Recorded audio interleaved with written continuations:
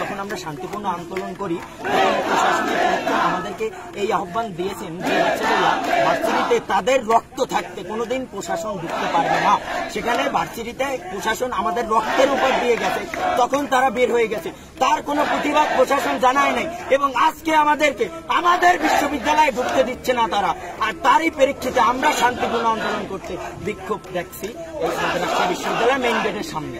কিন্তু প্রশাসন দেখেন কি কোন অ্যাকশনে দাঁড়াইছে, দেখেন একবারে অ্যাকশনে দাঁড়াইছে, সাজোয়া নিয়ে আসছে। আমরা শান্তিপূর্ণ আন্দোলন করছি, দেখেন তারা গাড়ি নিয়ে আসছে, দেখেন তারা গাড়ি নিয়ে আমাদের থেকে সংখ্যায় তারাই বেশি।